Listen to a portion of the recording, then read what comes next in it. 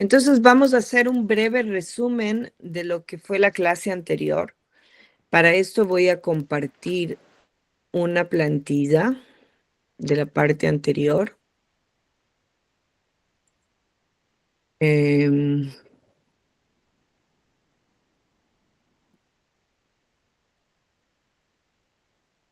ok.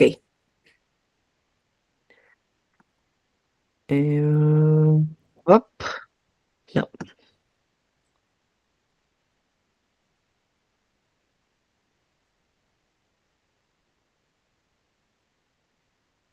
Ok.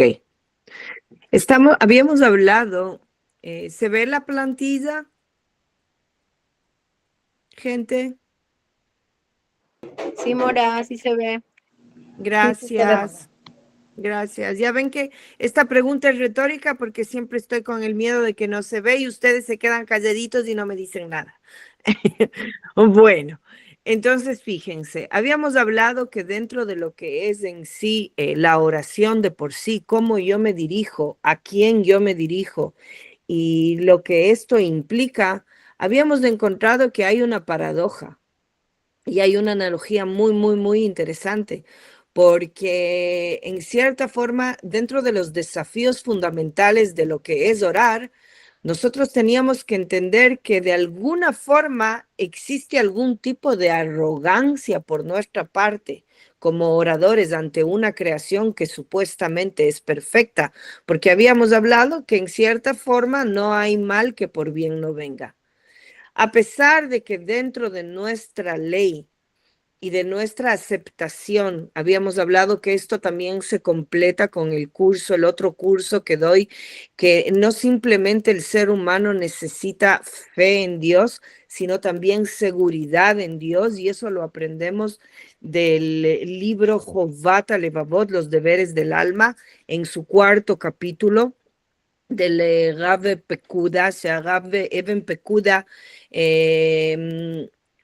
bueno, es un rabino que nos trajo esta luz tan grande hace más de 1000 años, más o menos aproximadamente, en donde él nos explica en profundidad el tema de lo que es la seguridad en Dios.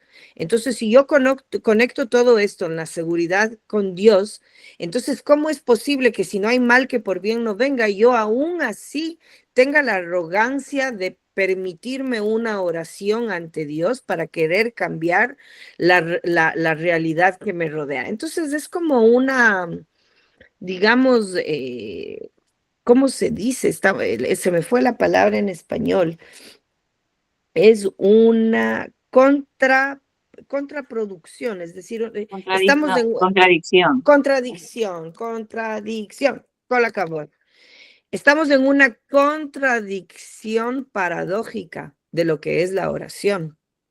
Habíamos hablado también que nuestros sabios nos enseñan que la amidad, y habíamos hablado que el Brit Olam, la obra maravillosa que hace el rabino Uri Sherki por medio del Rabanut de Israel, es que él logra hacer estos dos libros, el uno que es el Shulchan Aruch, las leyes acerca de todos los 7 preceptos noágidas para los Benei Noach, y la otra es el Sidur, que estoy trabajando ya, Bezrat Hashem, esta semana, en la traducción de lo que es del hebreo al español, ¿ok? Estoy trabajando con la Rabanit Yasmin. Bezrat Hashem, vamos a lograrlo. Entonces, aquí en el libro del Sidur, Sidur quiere decir, viene de la base de la palabra Seder, de la palabra organización. Seder es una organización, es un 1, 2, 3, 4 que va en crecimiento. Es organizar, el Sidur es organizar el alma dentro de lo que está en mí por medio de la oración, porque recordemos que hoy en día ya no hay sacrificios, sino hoy en día lo que tenemos son oraciones y tenemos Shacharit, Minja y Arvit, ¿ok? Entonces habíamos hablado que dentro de la Amidá está construida de alabanza, súplica y agradecimiento. Entonces, esto habíamos hablado en la clase anterior. Habíamos dicho que en cierta forma, al final de todo, a pesar de que esta es una paradoja de contradicción, la meta del libro, y nosotros vamos a descubrir con el transcurso del estudio, que la meta del libro es en realidad enseñarnos la importancia de la oración y cómo la oración ha cambiado y fue reemplazando en cierta forma los sacrificios y cómo es importante tener y entender que la oración es la parte última del proceso, es la palabra en sí que ya sale de mi boca, pero en realidad la oración empieza en mi pensamiento, empieza en mi mente, en mi todaá. ¿Qué quiere decir todaá? En mi concientización, en lo que yo me he codificado y para lo que yo me codifico. ¿Y cómo sé qué codificar? ¿Cómo codificar? ¿Y qué está bien y qué está mal? La respuesta es fácil. Todos juntos es la Torah. No, vayan conmigo, denme ánimos, gente, para no sentir que estoy hablando sola. Lo que pasa es que como tenemos el micrófono silenciado en lo que en lo que abrimos ya.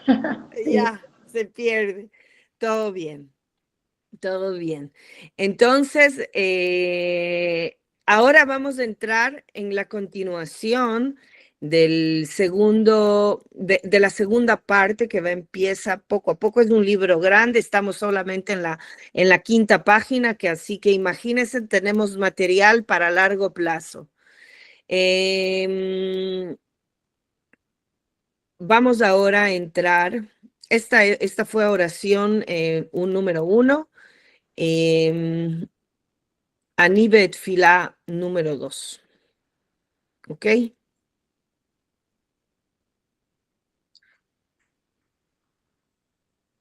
Perdón.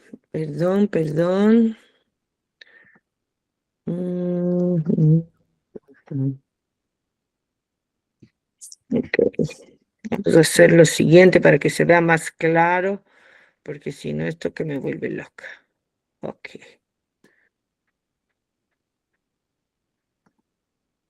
Ok. Estamos viendo la plantilla, ¿verdad? Sí se ve, Mora. Ya fue. Del mantenimiento a la transformación, la evolución de la conexión espiritual, el análisis didáctico sobre la transición del sacrificio a la oración. Es decir, cuando nosotros hablábamos de aquella época en donde veíamos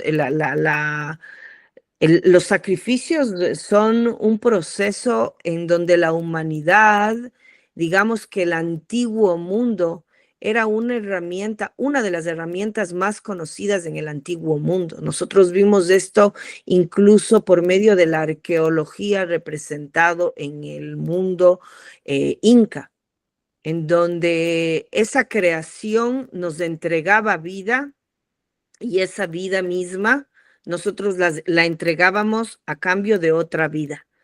Entonces, lo que básicamente hacía el sacrificio era mantener lo existente.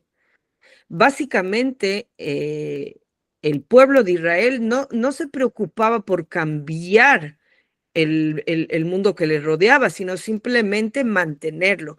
Y vamos a ir viendo cómo el sacrificio, en cierta forma, era un método para mantener lo que ya existía. Y cómo en el transcurso de la historia, el sacrificio se convierte a la oración. En la historia de la espiritualidad se divide en dos grandes eras, la era del sacrificio y la era de la oración. Aunque el hombre moderno cuestione el sacrificio, porque yo creo que es más que lógico, nosotros si analizamos esta frase, vamos a entender que hoy en día no nos cabe en la mente que vamos a tomar un cordero y vamos a sacrificarlo para tener felicidad y prosperidad. Hoy hacemos sacrificios de otra forma, ¿no? Por ejemplo, cuando el shohet, que es el hombre que hace la shchita, es decir, que hace el sacrificio del becerro o de la cabrita para los que somos carnívoros, lo hace con santidad. hay leyes y hay leyes muy explícitas donde el animal no debe sufrir, el animal tiene que estar tranquilo, es prohibido que otro animal de la misma especie o de cualquier otra especie vea que está siendo sacrificado, el animal que está siendo sacrificado. Entonces hay muchas leyes hoy en día en lo que es la carne kasher. La carne kosher es una carne en donde se puede decir que el animal fue sacrificado con honor para permitirnos seguir viviendo, para alimentarnos, no simplemente para agradecer o mantener o para decir que Dios me dé más abundancia o me dé salud o me dé etcétera, etcétera, etcétera. Porque en cierta forma, inclusive uno podría decir dónde está esta brutalidad y esta barbarie, ¿no? Entonces, el hombre moderno cuestiona ya el sacrificio. Y de esta forma empieza la base lógica y original en donde Adán, Eva, Caín y Noé, donde inclusive nuestro patriarca, cuando Kidat Yitzhak, cuando Abraham, Yitzhak, Jacob, ¿verdad? Cuando Yitzhak, que Yitzhak quiere sacrificar a su hijo y entregarle a Dios a su hijo, y ahí es donde él reacciona y dice, a ver, espérate, paremos un momento, no es eso lo que estoy esperando de ti. Entonces empieza a haber ya un proceso de chuvá, un proceso de regreso a una respuesta en donde poco a poco en ese proceso vamos entendiendo que el análisis y la forma en cómo yo puedo ser el socio activo de la creación viene también por medio de la oración, que vuelvo y repito, la oración vendría a ser ya ese estado final después de yo haberme codificado mentalmente, espiritualmente, para poder hablar con luz, la palabra de Hashem. Esta presentación explora cómo la humanidad pasó de una relación transaccional es decir, que estamos haciendo un tipo de trueque. Entrego vida a cambio de mi vida para seguir manteniendo mi vida, esa transacción con lo divino, para pagar una deuda o una relación revolucionaria para poder cambiar ese destino a lo que ya veníamos dispuestos, porque cada uno, desde el día en que nace, está escrito con quién se va a casar, cómo se va a casar, cómo va a vivir, si va a tener bla, bla, bla, bla, bla. La pregunta está si es que nosotros podemos cambiar por medio de la oración el mundo que me rodea. Y eso es lo que seguramente el viaje que vamos a empezar a tener con el rabino Uri Sherki nos va a ir explorando, nos va a llevar a esa exploración para poder y lograr entender hasta cuánto somos entes y ejes de una acción material dentro de una codificación celestial, ¿no? Que es la creación en sí. Y vamos a entender primero, para poder lograr entender todo esto, tenemos que entender cuál era la lógica del sacrificio en la época del Bet HaMikdash, en la época del gran santuario, ¿verdad? Y para esto vamos a entrar entendiendo que la lógica del sacrificio era visto como un lubricante del mundo. Es decir, para que todo ese mecanismo logre funcionarse, logre coexistir con el mundo que le rodea, se necesitaba de los sacrificios. En la antigüedad, la lógica era absoluta. El creador te daba todo, por lo tanto, debías devolver algo a cambio, lo que ya habíamos hablado. Si recibes vida, ofreces vida, como lo que habíamos visto en el grupo de los incas, ¿verdad? La preservación versus el cambio. El propósito del sacrificio no era cambiar la realidad, sino más bien preservarla. La analogía de la máquina, de las ruedas que vemos aquí, según los sabios del mundo, funciona como un tipo de máquina. El sacrificio actúa como el lubricante que permite que los engranajes sigan girando sin detenerse. Y el objetivo es asegurar que el mundo tal cual Dios lo dispuso es un aroma grato Entonces, de aquí volvemos al libro de Jobat Alevavot, los deberes del corazón, en donde si yo entiendo que lo que recibo, de lo que yo espero ante lo que recibo, hay una brecha y esa brecha está celestialmente codificada, entonces vamos a llegar a un proceso de ajna'a, que es en hebreo. Ajna'a quiere decir aceptación, pero aceptación desde un punto de anulación.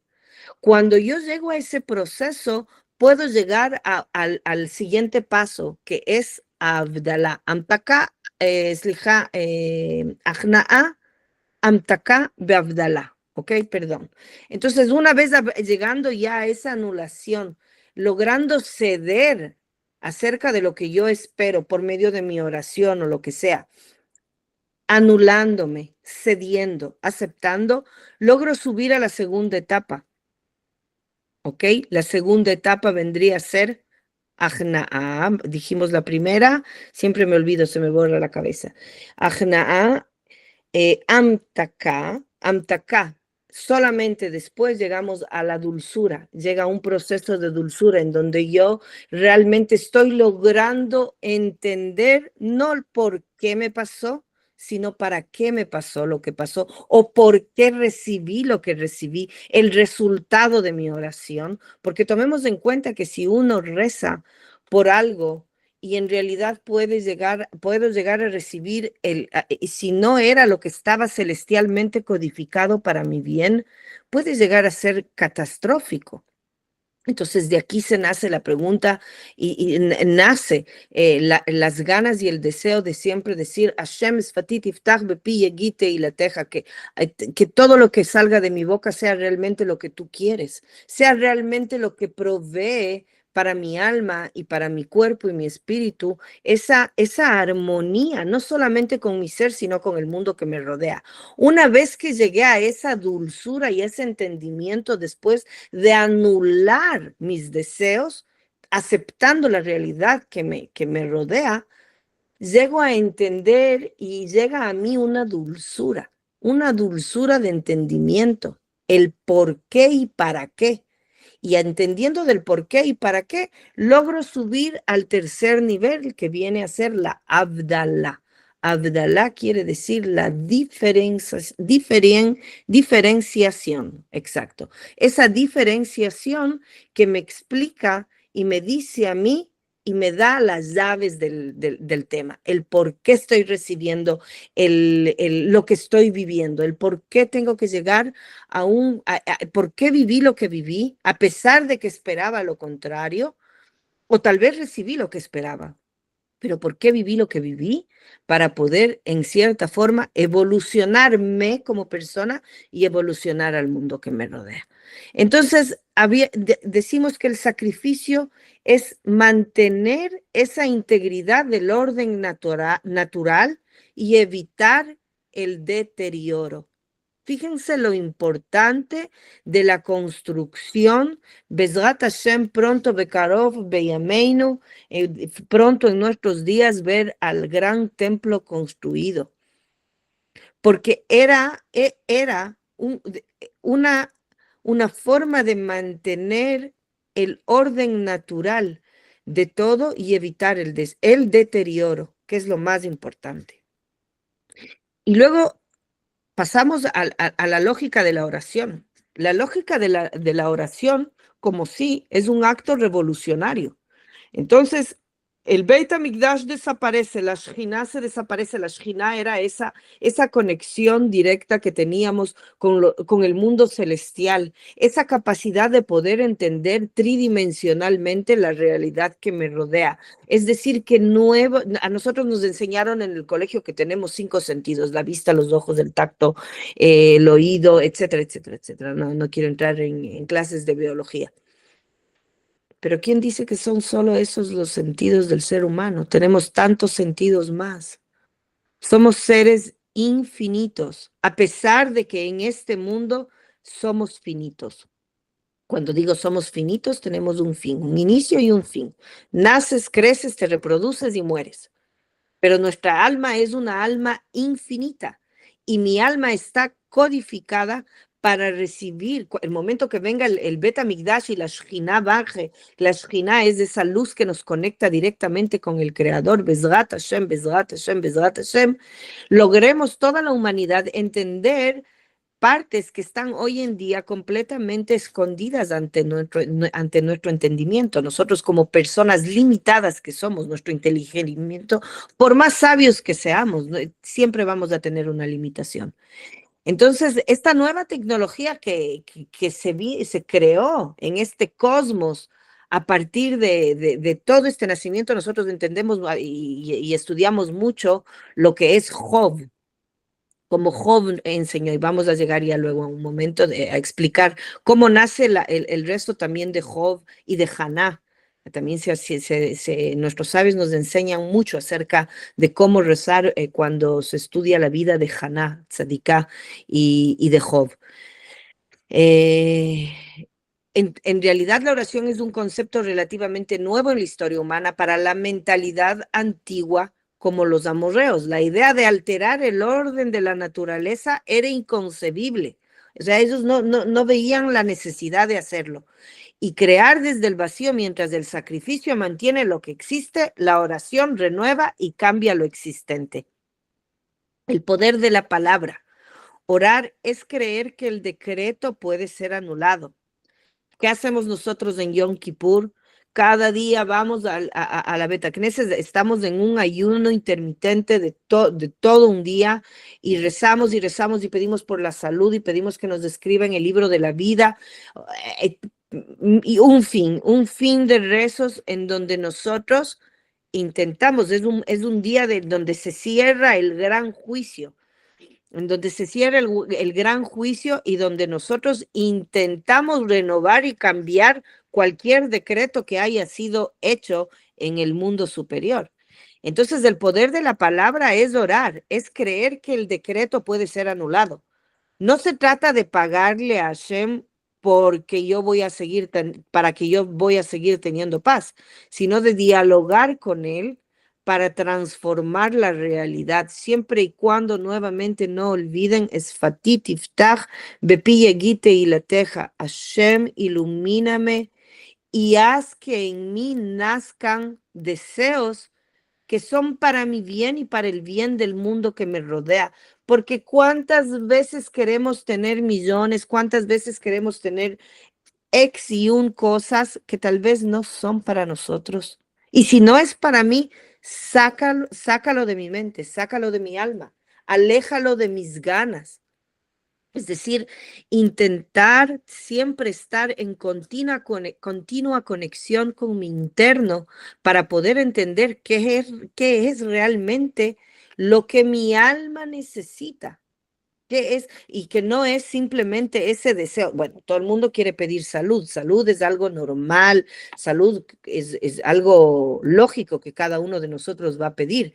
Pero me refiero a casos que digamos, bueno, cada uno sabrá estos rezos que son especiales que a veces uno pide por tantas cosas que tal vez no son la llave de esa armonía. Entonces aquí tenemos que tener mucho cuidado. Es un acto de voluntad que rechaza el fatalismo. ¿A qué se refiere el poder de la palabra cuando es un acto de voluntad que rechaza el fatalismo?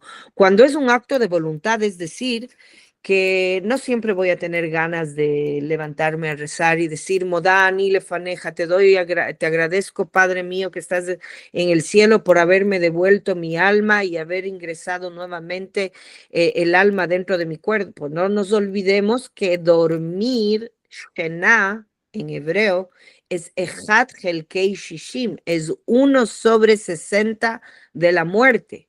Es decir, que un ángel nos lleva, nos toman a un mundo superior, a un mundo desconocido, y estamos 1/60 de la muerte. Entonces, no sé si cada uno de ustedes ha vivido algún momento esta parte en donde uno se duerme y quiere despertarse, y no logramos y escuchamos cosas a nuestro alrededor y de repente hasta que logramos despertar. Entonces el alma sube a otro estado. Entonces hay una voluntad, necesito tener voluntad y la voluntad empieza con disciplina y con disciplina, se me corrió la otra palabra, atmadá, disciplina y atmadá vendría a ser en español esfuerzo. Constancia. Esfuerzo, sí, es esfuerzo, pero atmadá es constancia, es la traducción. La voluntad es el inicio de la disciplina y la constancia, porque yo puedo tener mucha disciplina, pero sin constancia no llego a ningún lado. La constancia es decir, vencerme a mí mismo para poder llegar a esta frase, que la voluntad rechaza el fatalismo. ¿Por qué? Porque el momento en el que yo me quedo pasivo en esta construcción, sin una oración, sin un entender que tengo la responsabilidad de pedirle a Hashem por el Bet Hamikdash, Bemeharau, Beyameinu, pronto y en nuestros días, estoy entrando en un mundo fatalista. Entonces estoy entrando en un mundo de conformismo. Estoy entrando en un mundo de compadecimiento. Y este autocompadecimiento es terrible.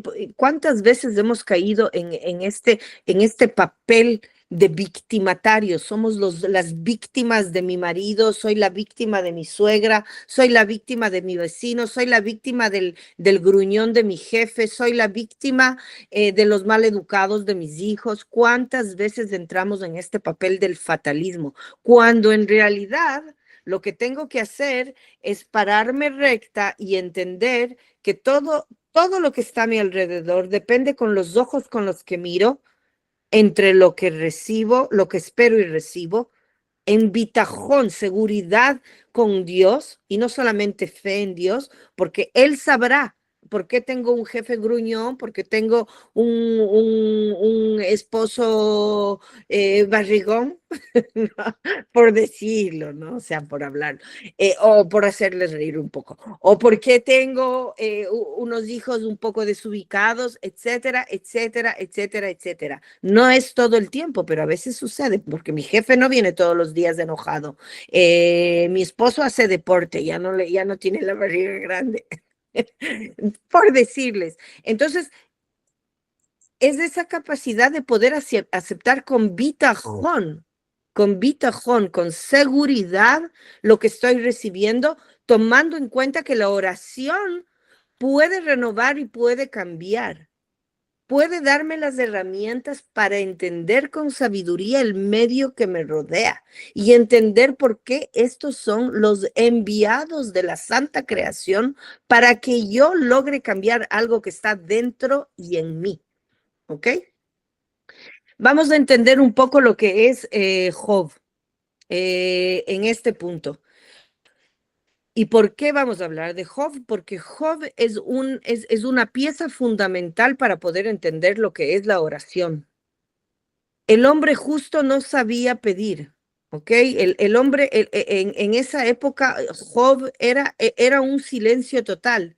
Él estaba en la cima de la mentalidad del sacrificio.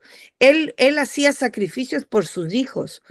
El ritual de Job era un hombre justo que ofrecía holocaustos regularmente por sus hijos, temiendo que hubieran pecado. O sea, que venía y decía, me das a mis hijos, tengo a mis hijos, pero por si acaso, por si ellos hubiesen hecho un pecado, yo entrego un sacrificio para mis hijos. ¿Cuántas veces nosotros no nos hemos convertido en padres socapadores de la mala educación de nuestros hijos? Y esa mala educación es el resultado de nuestros actos, de nuestros malos actos, porque los hijos, como habíamos visto en alguna clase, son el resultado neto de nuestros actos.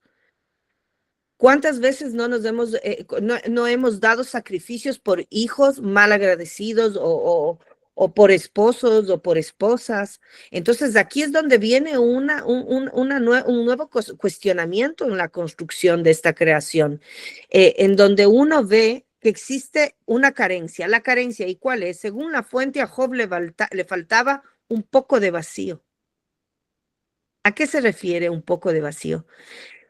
Nuestros sabios nos dicen que Job tenía todo, tenía tanta abundancia que no conocía la necesidad de pedir. En ese momento, cuando les recomiendo para mayor entendimiento, si tienen ganas, léanse el libro de Job.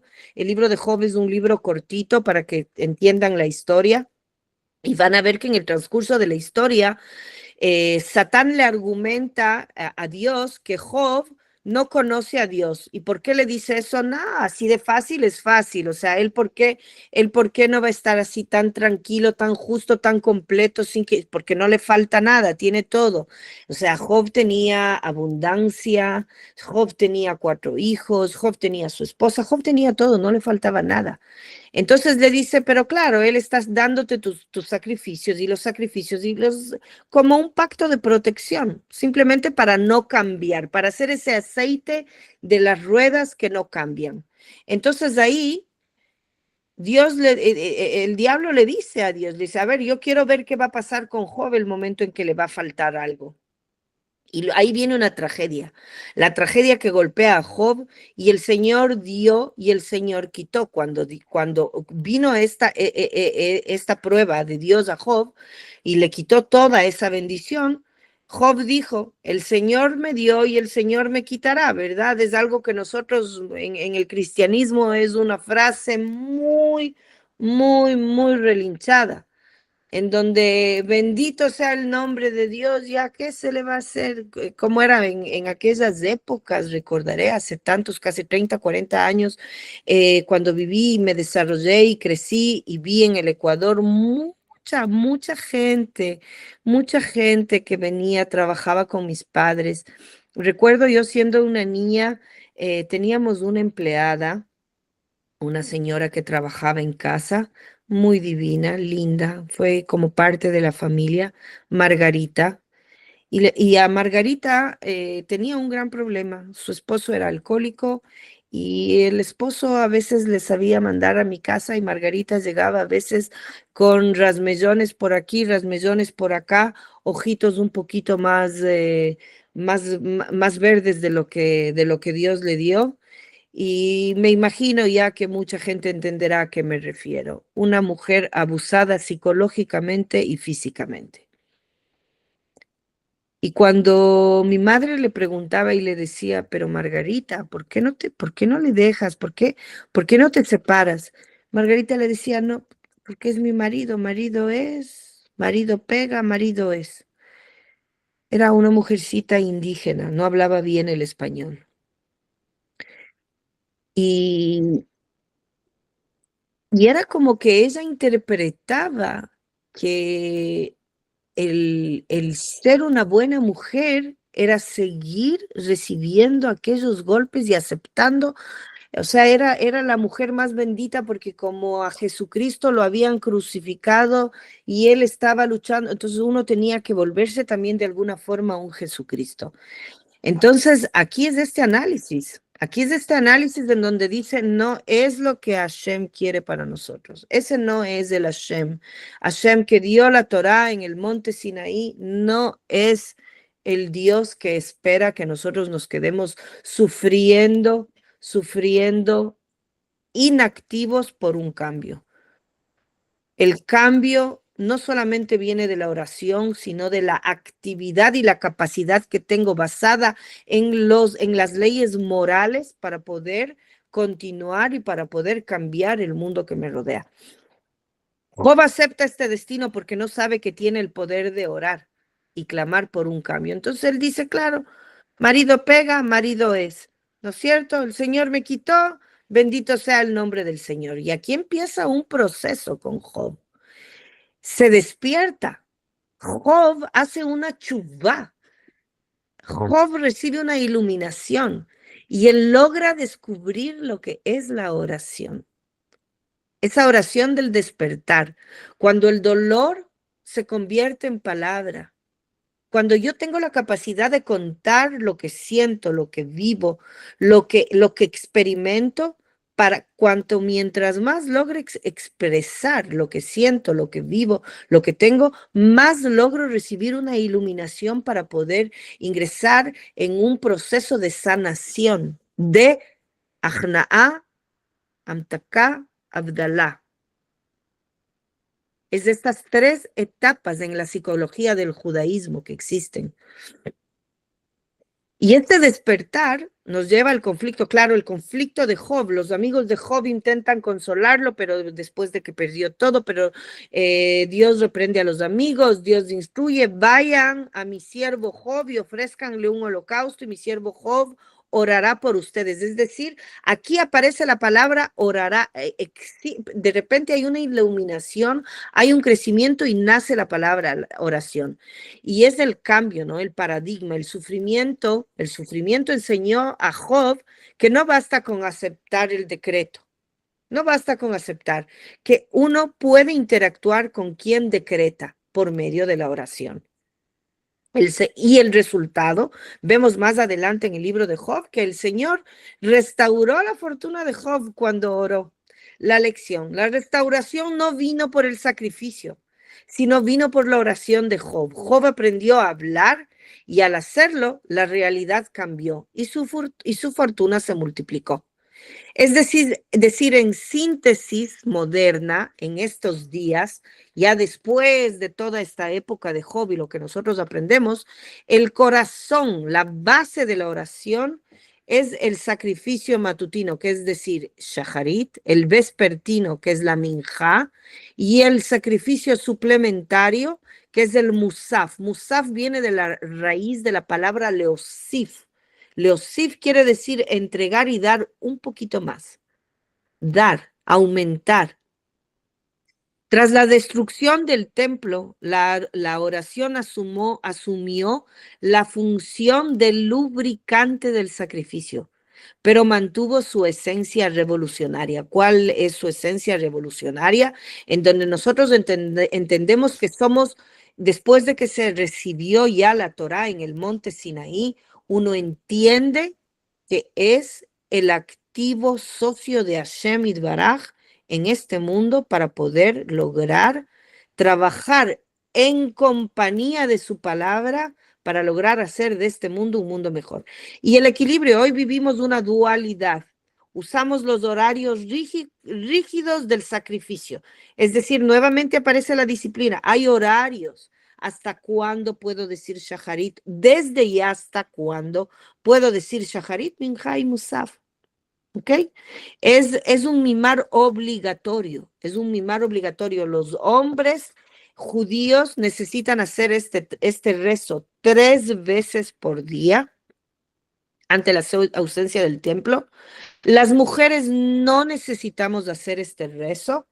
En el Sidur de Brita Olam hay minjá shaharit ve musaf para los hombres. Las mujeres podemos hacerlo por lo menos una vez. Quien quiera hacerlo 3 veces también lo puede hacer.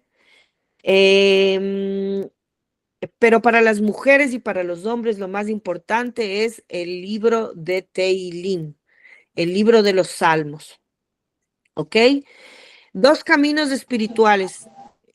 Israel y el pueblo inca. El pueblo inca, nosotros vemos esa reciprocidad, cómo ellos hacían el mantenimiento del mundo cósmico, cómo ellos adoraban. Israel es el cambio, es la oración, es la tshuvá.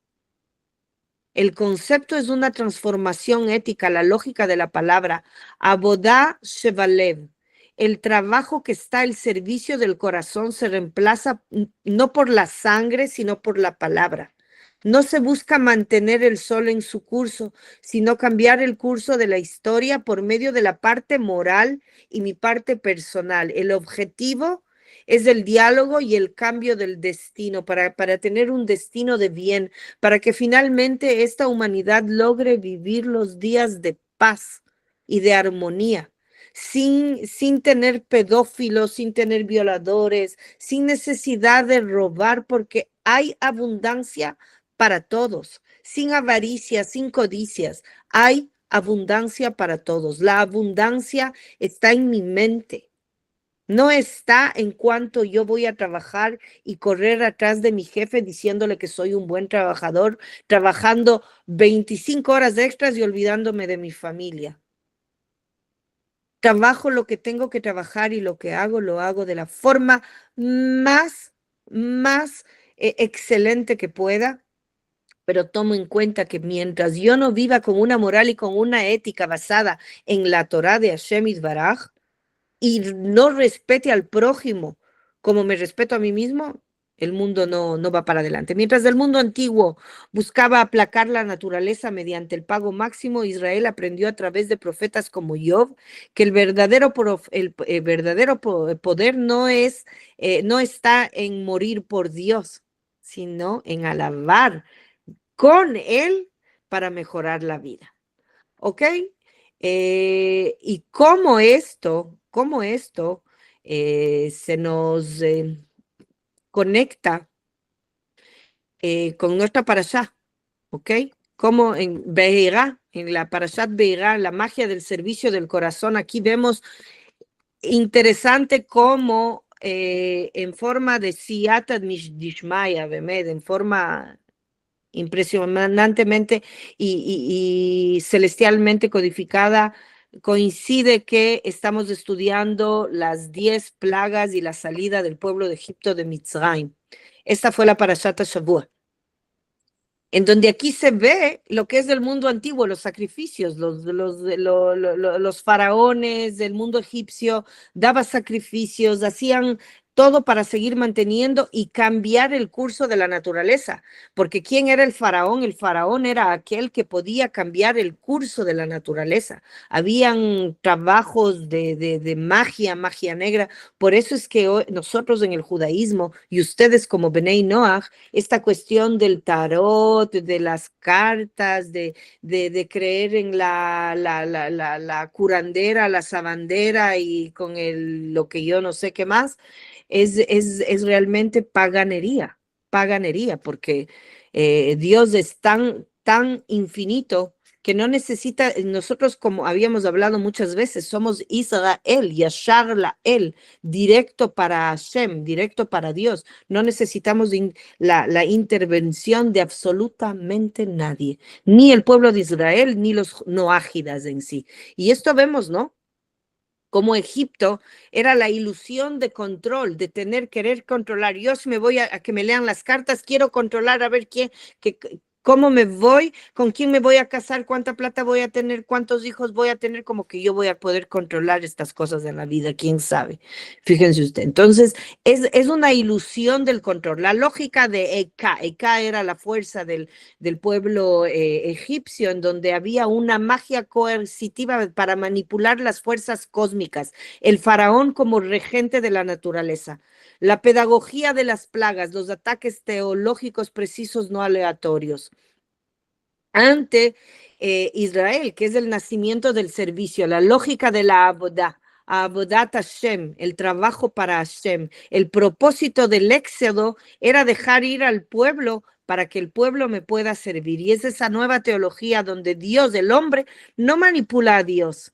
El hombre sirve al creador de la naturaleza. La libertad no es anarquía. Es decir, cuando yo soy un ente libre, no necesito hacer lo que me da la gana. Necesito servir con propósito. Entonces, servir con propósito en esta función, en la era práctica, dinámica de la oración viva, tenemos que entender que hay un decreto. Recibimos el decreto, estamos parados aquí, una flecha da el decreto de que voy a vivir así o asado, y mi trabajo, porque somos un blanco móvil, mi trabajo es recibir ese decreto, pero por medio de la oración, irme a un diálogo, ese diálogo que está con Hashem, por medio del Berkat Kohanim, que es la Berká que recibimos en el Bet Hamikdash, en un diálogo final donde la amidad, nuevamente aparece el rezo de la amidad, comienza con nuestra ofrenda, nuestras palabras y termina con la respuesta de Dios, que es la bendición, el shalom. En Egipto Dios habló con las plagas, en la oración Dios responde con paz. El momento que Egipto no aceptaba la majestuosidad del creador y el faraón creía que él podía cambiar lo existente, hubieron plagas, hubo muerte. Y nuestra oración fue responder con paz. Y uno dice, ¿no? En la oración que empezamos con alabanzas en lo que es la amidad, Shevach, alabanza, petición, que es la bakashá, lo que uno pide en el sacrificio diario, y luego terminamos con el agradecimiento. Claro, obviamente ustedes saben, todas estas cuestiones yo les voy a enviar les envío como siempre a los grupos nuestras plantillas y nuestras presentaciones, pero básicamente uno tiene que entender la capacidad que tenía Moshe Rabenu el momento que está saliendo ya de Eretz Mitzrayim y sale del pueblo de Israel. Hay varios midrashim donde dicen, midrashim son cuentos, digamos, metafóricos para la explicación de la Torá, donde Hashem habla de cómo Moshe Rabenu era una persona tartamuda. Y fíjense que recibí una renovación acerca de esta explicación, en donde en realidad hablan que Moshe Rabenu era tartamudo, sí, pero tartamudo no en la forma en la que no lograba expresar finalmente todas las palabras, sino que él era tartamudo en ese mundo en el que va donde Hashem y le dice, pero ¿cómo, Hashem? ¿Cómo voy a ir a hablar ante un pueblo entero si soy una persona kaved dibur, que no puedo, que tengo dificultad y mi boca es pesada? Entonces, ¿a qué se referían? Se referían a que en realidad lo que es Moshe Rabenu es que él creció en la casa de Beit Paró. Él hablaba otro idioma, él tenía otro pensamiento, otra forma de ver el mundo. La mentalidad, la todaá que tenía Moshe Rabenu era completamente contraria a lo que el pueblo de los hebreos eran. Entonces, es esa capacidad que Hashem le entrega a cada uno de nosotros hasta este día de hoy, hemos estado en un Mitzrayim, ¿ok? Paradójicamente. Pero hoy, en esta parashá, estamos saliendo de Mitzrayim y tenemos la capacidad energéticamente de poder salir de ese Mitzrayim, a pesar de que nuestro pensamiento es y fue codificado bajo las leyes culturales, lastimosamente, me atrevo a decir como latinoamericana también, y cada uno de nosotros sabemos de qué pata cojeamos los latinoamericanos. Vivarachos, promiscuos, engañadores. Entonces, crecimos. Esta Mitzrayim, esta paganería es parte de nuestra codificación. Y hoy en día, Hashem Yitbaraj, tenemos la fuerza necesaria, hoy nace la fuerza para poder salir de Mitzrayim y poder entender que la fuerza y el trabajo más grande en este mundo es el poder de la palabra, la oración con Hashem. Bezrat Hashem, recen mucho para que yo pueda hacer la traducción en esta semana de Bezrat Hashem de Brit Olam, de este libro que es el Sidur, en donde tenemos acá todo, tenemos Bezrat Hashem, tenemos la bendición de la Rabino Rablau, es una obra monumental, Bemet, monumental. Yo estoy acá casi 26 años y jamás, o sea, esto es algo completamente nuevo, salió Baruch Hashem. Estamos acercándonos a la Geulá, en donde tenemos el rezo de la mañana, el rezo del mediodía, Amidah, Shacharit, Mincha, Aravit, Shema la mitad, todo para Benei Noach. Bezrat Hashem, Bezrat Hashem. Brit Shalom ya existe en español. Quien quiere el libro de Brit Shalom de español, que es la Alajá Lemaaseh, tiene que entrar a la página de Brit Olam y pedir allá, o me parece que uno de los muchachos líderes de Chile, me parece, voy a averiguar, Chile o Argentina, ellos logran hacer los envíos. ¿Alguien tiene alguna pregunta? Sí, es que no puedo escribir para alzar el dedo, si puedo, en este momento. Claro, cuénteme, Sí. Delmi, cuénteme. Sí, Oh. Sí. Dani Jean, Soy Dani, Dani, ¿cómo sí. Sí, estás? ¿cómo está ahora? Baruch Hashem. Sí, hay una partecita, o sea, al fondo lo tengo entendido el proceso, cómo hemos ido evolucionando a que se pueda captar lo del sacrificio y al momento cómo ese es reemplazado, o sea, muy, muy claro, ¿no? Que ya no hay el sacrificio de sangre, que para devolver el favor al Padre Eterno, de acuerdo a las ideas, ¿no? De cada cultura, que si se quiere.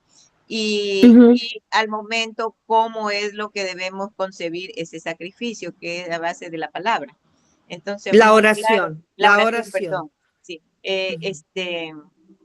pero hay una partecita que sí me gustaría en cuanto cuando, como que usted dijo, como que ya Bram fue como que el primero que reflexionó, si es que más no entendí, acerca de lo que es realmente el sacrificio, que no es como ofrendar vidas. Cuando él estaba obedeciendo tal cual mencionó el padre, entrégame a tu hijo, ¿no? Él siguió la palabra tal como lo dijo y que lo llevó hasta el monte al sacrificio, pero que en No este... Abraham, no Abraham. Abraham es el padre que descubre, Dani, no hagamos un shampoo. ¿Ya? Abraham es quien descubre el monoteísmo. Abraham, antes de él, lo que había era la paganería y no había un monoteísmo, sino había una pluralidad. Varios creían en varios dioses. Abraham es el primero que logra mirar al cielo y entender que existe un Dios de dioses. Es un Sí, sí. creador No, total. no, Y pero no me luego viene expliqué, no me Isaac, expliqué, y viene no me expliqué. Isaac con Akedat Isaac, y de Akedat Isaac, es decir, Isaac quiere sacrificar a Jacobo. Perdón, ya. ¿Ok? Ya, ya, Y ya, ahí ya. es cuando Isaac decide y hace chubá y dice, no, Hashem no necesita mi sacrificio, no necesito dar vida por vida. Y sale en el proceso, ¿ok? A partir de Isaac, ya. Sí, Listo, muchas señor, gracias, muchas gracias. con amor. ¿Alguien más? ¿Otra pregunta? Mora, el libro que mostró, ese era de rezos, creo que era rosado, el último que mostró. Este es Brit Olam, este es el de rezo Sidur, se llama Sidur. Sí. Sidur Tfilah LeBnei Noach, este todavía no hay en español. Ok. Bezrat Hashem, estoy trabajando en este libro para traducirlo en esta semana. Nosotros estudiamos hoy el libro Ani Tfilati del rabino Uri Sherki. Soy oración en español, Ani Tfilati. Estamos en las 5 primeras páginas, así que paciencia, chicos. Y Brit Shalom, Alajá Lemase Lebnei Noach, que es en español. Yo tengo también el libro en español. No está acá.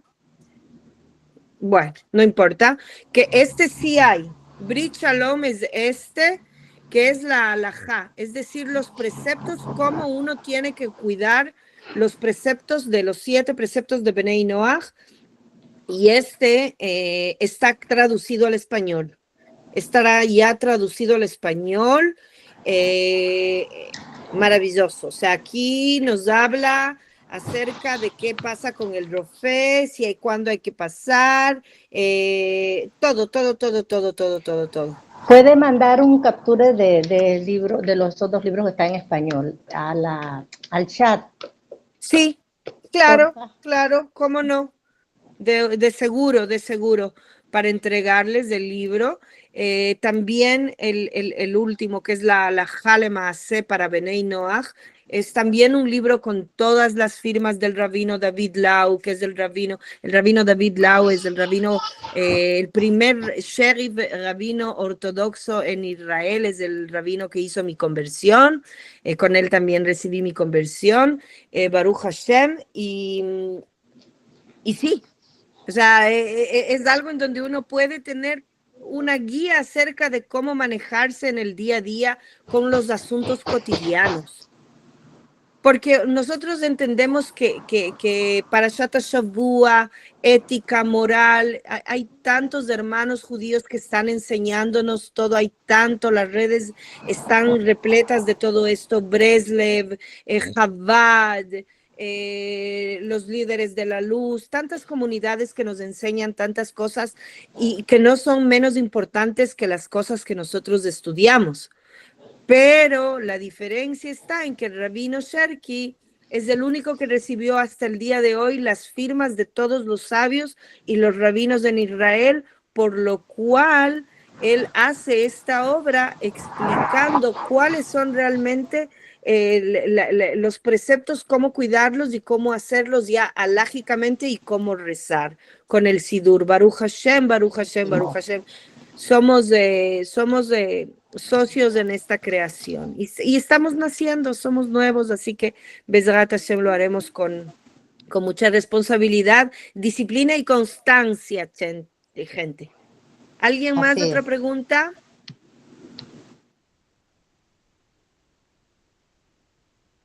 Bueno. Sí, Mora, el libro de lo que nos indica, el que sí está en traducción, o sea, ¿cómo lo podemos adquirir? O sea, ¿qué dirección?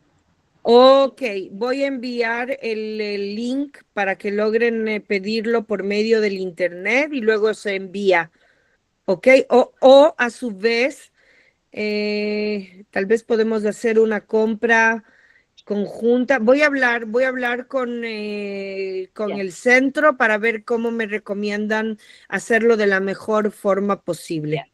Muchas gracias. Ya, gente, fue interesante. Les mando un abrazo grande. Mis corazones, mis gorritos con amor.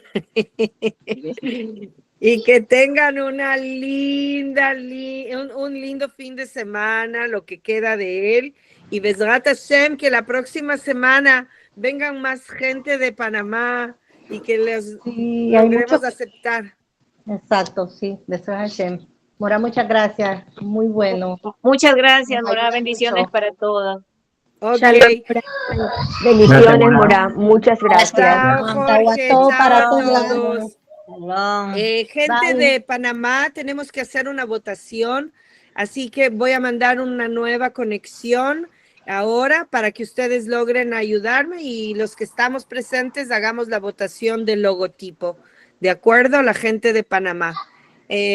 Ahora en unos cuantos minutos envío el nuevo link o si quieren quedarse aquí.